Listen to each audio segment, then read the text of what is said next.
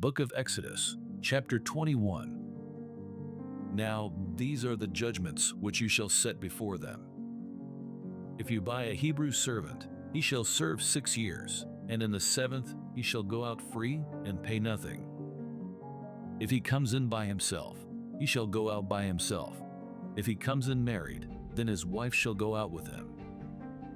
If his master has given him a wife, and she has borne him sons or daughters, the wife and her children shall be her master's, and he shall go out by himself. But if the servant plainly says, I love my master, my wife, and my children, I will not go out free, then his master shall bring him to the judges.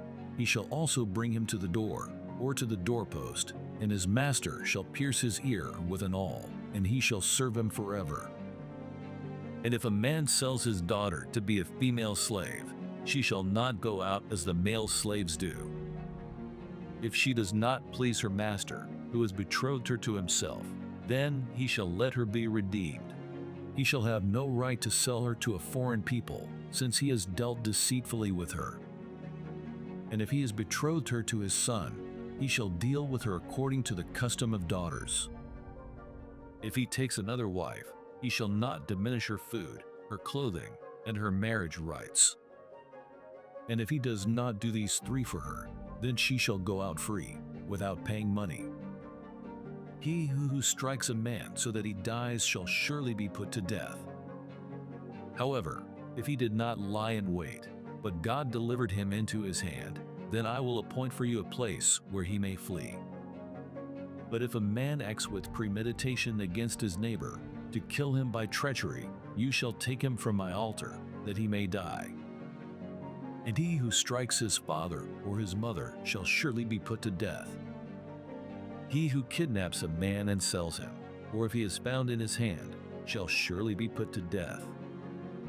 And he who curses his father or his mother shall surely be put to death.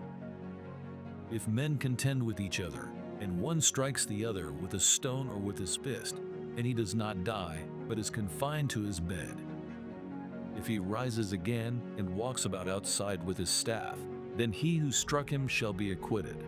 He shall only pay for the loss of his time, and shall provide for him to be thoroughly healed.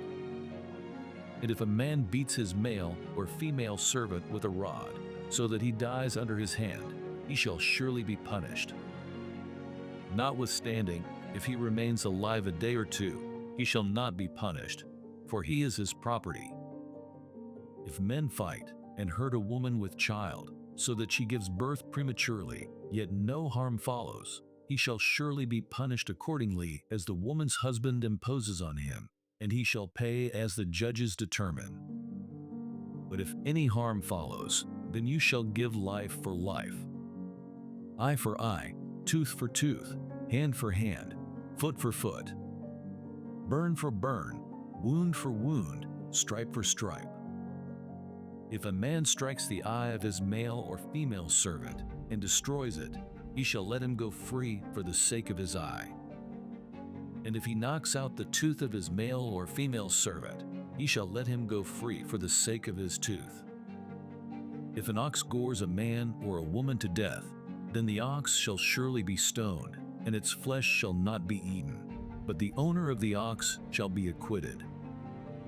But if the ox tended to thrust with its horn in times past, and it has been made known to his owner, and he has not kept it confined, so that it has killed a man or a woman, the ox shall be stoned, and its owner also shall be put to death.